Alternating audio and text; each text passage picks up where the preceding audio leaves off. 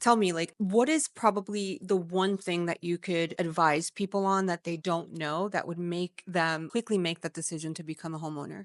That's a very interesting question. And it's one thing. It's you only need a 580 credit score. Wow, 580. See, I didn't even know It's not a that. guarantee at a 580. We Yeah. can't do a 580 Mhm. and you had 2 repossessions in the last Right, year, right. right? You have recent lates on your credit cards or student Mm, loans. But if you have a 580 and maybe you had a repossession 3 or 4 years ago, mhm. right? And you just haven't reestablished. Right. Right. Maybe you said credit's not for me. I'm going to pay cash because I don't want another experience like that. Mm, And you had a 580, you got a good job history, things like that. Some right. money, a little bit of money in the bank, not a ton, 3, 4, 5,000. Even at a 580, yes, we can get it done. It's a myth, right? People think you need perfect credit. You need a 700 credit 20%, score, right? Oh, 20% yeah. down, all those things, right? That's another thing. It's easy because there's grants. I talk Right. about them all the time. Literally, this last week, I helped 2 people buy a home. Both of them needed $0 to the table. I'm Wow. not making that guarantee. It's $0. how the numbers fall, but I could tell you most people do not need a lot of money. Wanted to preface by saying Mark has helped countless homeowners here in the city of Philadelphia. It's become his mission to do so. And so, Mark, tell me a little bit about why that mission started or how that mission started. I'll tell you, I have been a lender for about 25 years, and for many years, I was doing what everybody else does. I was chasing those 4 and 5 and $600,000 properties, those bigger deals, and I just made a decision that it was no longer fulfilling. And I decided, and I asked myself, where can I add the most value? Right. Right. And I decided, in my city, there are hundreds of thousands of people that can become homeowners. They just don't know how and don't know where to begin. So, I created systems, Facebook pages, Instagram pages, and all those things. And I realized there's a thirst, Right. like a real thirst for homeownership. And I've been fulfilled ever since. That's amazing. That's amazing. And so I know you in on your pages, and I've had the opportunity to watch quite a bit and work Mhm. with you on some content. You speak a lot about generational wealth Yes. and how important that is. Do Yes. you want to share a little bit about the why? Well, it's funny because I was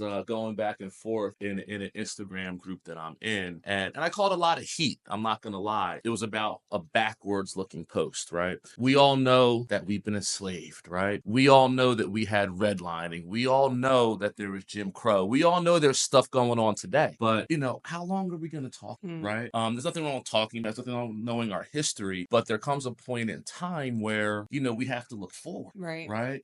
And when I think about generational wealth, it's the complete opposite of that argument I was Right. having about the past, right? So we want our children to have assets. We want Mhm. them to have equity in a home, Mhm. right? That's what generational wealth is at its core.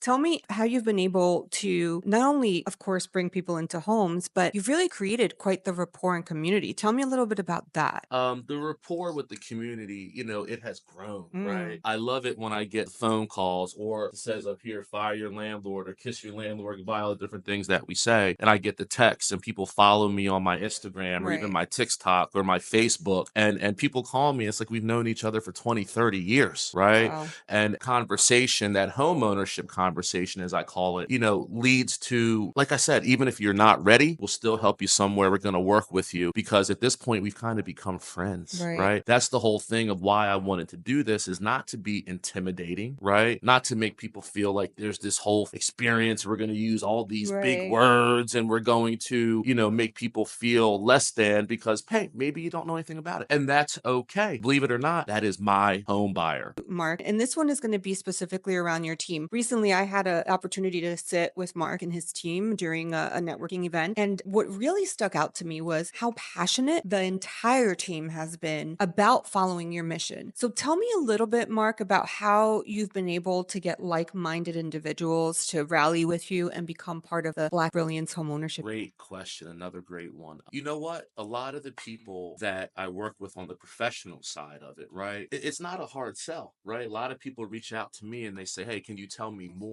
Mm, about your work in the community, right. right? I want to be involved in that, right? How can you mentor me or tutor me to do what you do to reach even more people, right? Right. Because it's something that we all want. There's only 40% of our community, African American community, that own homes in the city. If I would have had an inkling what home ownership meant and how you can become a homeowner early and what that means for your future, my life would have been very different, right? The trajectory of life would have been different. Not, I waited navigated through my 30s. Nothing wrong with any of that. But I'm hearing you more and more talk to the younger generation. I'm hearing your Yeah. buyers pivot from, 40 somethings with families to 20 somethings. Tell me about what you're noticing as far as like that younger generation. I don't even know, generation X or Y or Z. I don't know any Millennials, of whatever it is. I think millennials. we're in millennials now, right? No, I think Um, we're in Gen Zers are we? now. Yeah. Okay. Yeah. That it's interesting because there's so much knowledge out there. Mm. I'm gonna date myself, right? We didn't have the internet, when I was a teen, right? And got a little bit later when I got into college. Kids now, they're growing up YouTube, right? They're growing up Google, right? They're growing TikTok. TikTok, Yeah. YouTube. They're Mhm. gonna watch this on Instagram, right? And they're learning. They have so much more information than we ever had, This is true. right? This is very true. So